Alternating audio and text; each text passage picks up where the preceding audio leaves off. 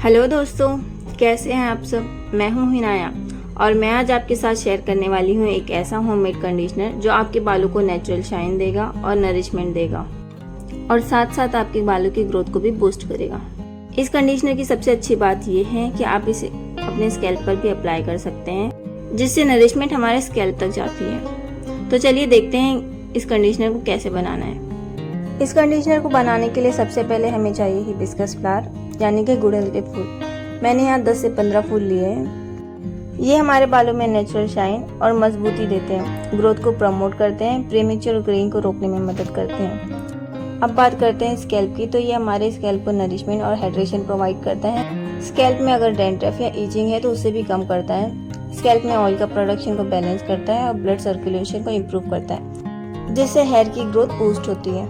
सबसे पहले हमें फूलों को अच्छी तरह से वॉश कर लेना है ताकि उसमें कोई भी धूल या मिट्टी ना रहे।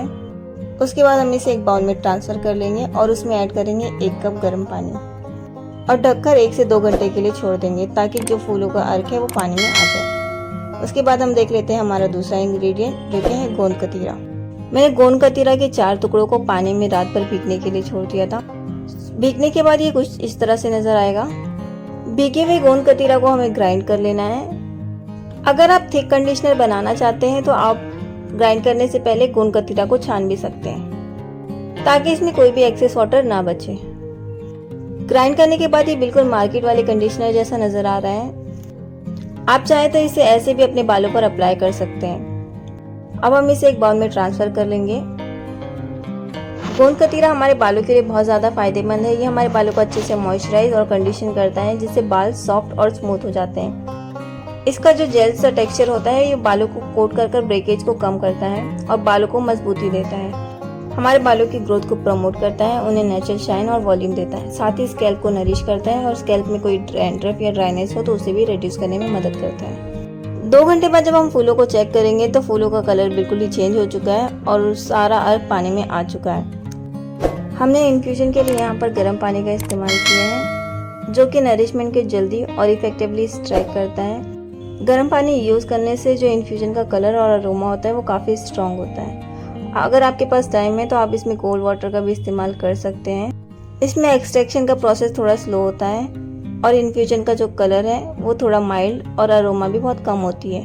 हम चाहे तो इसे बॉईल भी कर सकते हैं, लेकिन हाई टेम्परेचर से कुछ बेनिफिशियल कंपाउंड ख़त्म हो सकते हैं। अब हम एक्सट्रैक्ट को छान लेंगे। उसके बाद एक बड़े बाउल में गोंद कतीरा में एक्सट्रैक्ट को थोड़ी थोड़ी क्वांटिटी में ऐड करते हुए उसे मिक्स कर देंगे। मिक्स करने के बाद आप देखेंगे कंडीशनर कितना खूबसूरत बन चुका है। ये कंडीशनर दिखने में जितना खूबसूरत है हमारे बालों के लिए उतना ही ज़्यादा इफेक्टिव है। और सबसे ज़रूरी बात, इसमें कोई भी केमिकल नहीं है। ये पूरी तरह से नेचुरल है और हमारे बालों के लिए बिल्कुल भी हार्मफुल नहीं है। बालों को वॉश करने के बाद इस कंडीशनर को हमें अपने स्कैल्प और लेंथ पर अच्छी तरह से अप्लाई करना है और स्कैल्प की मसाज करने के बाद 20 से 30 मिनट के लिए ऐसे ही छोड़ देना है।